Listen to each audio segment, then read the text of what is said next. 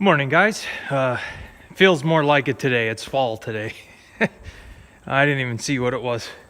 It's real windy, and they're about 65, somewhere in there. Yeah. So I'm going to take you up to the upper shed today and give you a tour of what's up there. I figured I'd just throw something out there. My last video that I posted, rebaling the hay or baling the loose hay, baling hay again, I think was the title. I just noticed YouTube wouldn't monetize it. They said it didn't suit advertisers' needs or wasn't fit for advertising or something like that. So I looked up what that meant, and basically it said if it's offensive or crude or anything like that, it can't be monetized. And I'm rewatching the video, and since I started the channel, I don't think I used any foul language, and I'm not really sure what's going on. I saw it's an automated system that determines that, so I did apply for a manual review, I guess it's called, and see what the deal is or what the issue is. And I apologize for all the commercials in my ads. I mean, it's hard to get away from on YouTube. It was just about 2-3 weeks ago that I was able to monetize my channel, that I finally had enough views.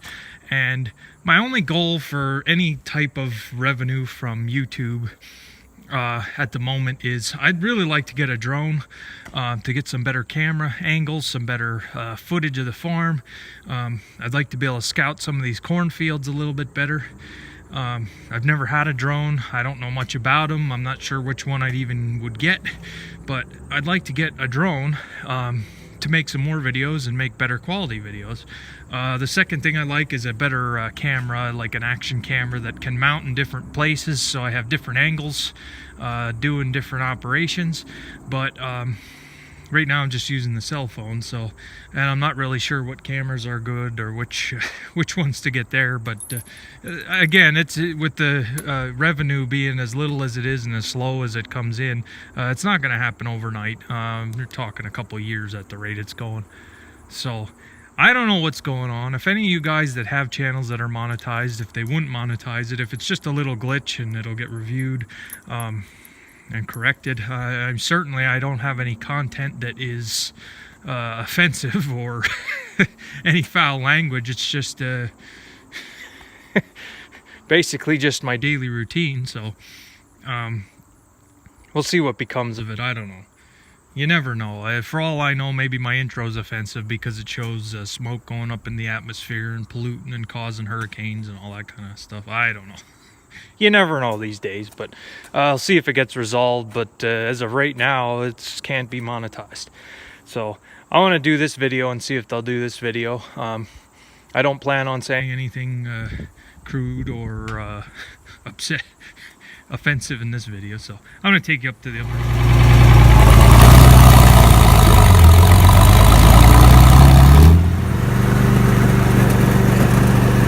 My four-wheeler isn't working at the moment, so I'm going for a ride on the lawnmower.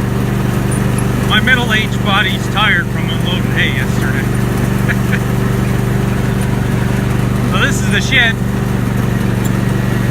I don't know if it's 30 by 60, 40 by 40, or I never measured it. I have no idea what the dimensions are.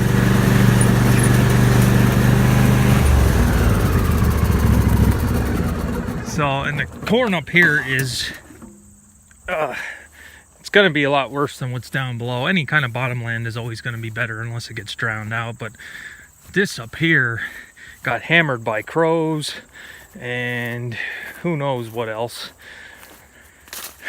So, but there's corn there. So I'm not going to, I want it to do better than 90. Like I said, that's my goal. The past farmer had said that the best he could do was 90, but it's still wet. I can still, my fingernail still goes into the kernels pretty well. So there is corn here. Some stalks have 2 cobs. The second one's not really developed, but this is kind of the average of what it's going to do. You see there's places here where it missed. It's rocky, it's real rocky here, and weedy where it missed, so yeah, we'll see. The problem is I don't have a yield monitor. Well, I won't. If I get this combine, it won't have a yield monitor, so I'm going to have to just take the overall bushels by the acreage and just have a general yield of everything, the whole farm. I'm not going to be able to go field by field. So, which is fine. I'm not getting too crazy yet. Get this door open. It does get windy up here, so have to bungee it pretty good.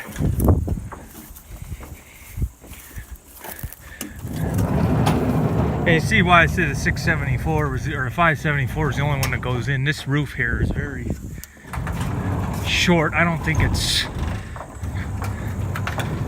I get the door all the way open to get the most light in here. It's very short, like I said, and the ground slopes, and this side of the doorway might only be 8 feet, but this shed was built basically in a dip in the field, and there's problems with that because the water tends to run through it. So just give you the overview of the building. I was told it was one of the first pole buildings built in the area back in the 60s, I think. Don't quote me, it might have been 50s. But they used almost like telephone poles that they have in the ground, and they're not concreted in, but what they did, they poured these concrete collars around the top that have since cracked. I don't know if it's to help hold it. They never closed in all the way to the bottom, and I don't know if that was just to let the water through.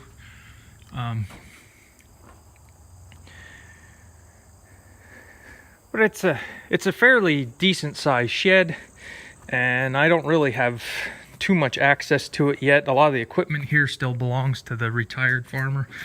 This door here has an 11-foot height, so it's nice. It's a little higher, and it's about 13 foot wide.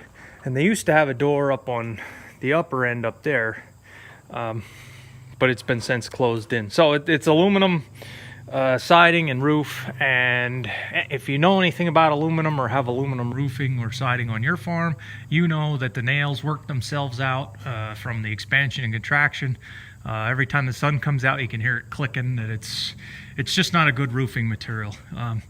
It's better for on the walls than it is on a roof. So this roof has had some issues, some leaks, heavy winds. It's blown panels off that had to be replaced.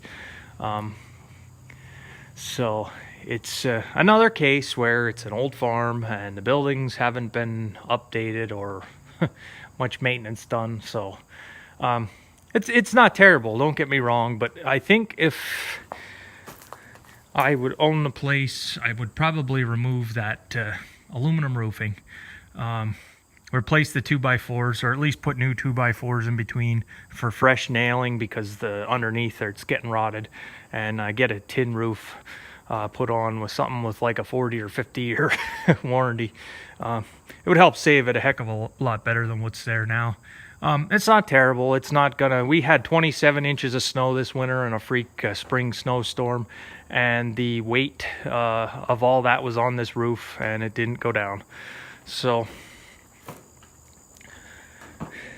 what we got some old sleds, and they're pretty well shot. They're rotted to the point they weren't taken care of, I guess. Weren't out of the wet. They're too much in the mud here, and they had rotted. You can see there's vines coming in the building. But you see the roof, it's a lot less clearance on this end than all the way down at that end. You have a lot of height down there versus this end, because it's all built on a slope. And when it rains heavy, I get around here and show you what's going on. When it rains heavy, you see what's happening here. All the water's just coming right through the building. So I think they've tried in the past to try to fix it. There is a berm up there, but it's still not The only way you're gonna fix this, I think, is to have a massive swale at the upper end. And then you run into issues of where do you send the water, because the houses are below the shed. So you're kind of limited there. I'll show you maybe what I'm talking about. There, I don't know if you can see where the grass is a little bit higher. There's like a dirt berm there where the water kind of comes down. And then it's that corner over there where it runs through. The only thing I can think of is somewhere in the back here to try to get some type of a big swale along here. And I don't know if you could send the water out that way, or if you could make like a drain of some kind. And it only does it when it rains heavy, but here you can see the door that used to be on there. It's boarded up, and I don't know why you'd want a door that short on this end. Actually, you could make it taller if you'd put it more in the center, but it's a good track for a sliding door. It's worth saving. But I hope to get this shed fixed up someday and get it a little bit nicer. The next thing is, once you have the water issue fixed, what I like to do is get in here with a backhoe or a skid loader and try to level the shed. Dig all this dirt out of here that's on a slope and level it, and try to get it so that the roof is the same height throughout the whole building, and get the tin all the way to the ground to close it in a little bit better. So yeah, it's kind of what I'm working with. You can see here the ceiling drops down a little bit lower, and you don't have much height back there, but it's a good place to park implements, kinda. I know they had an 886 International with a cab that they had in here, and there's more than enough room to come through that door with it. The way everything's stored in here now, that door you can't use.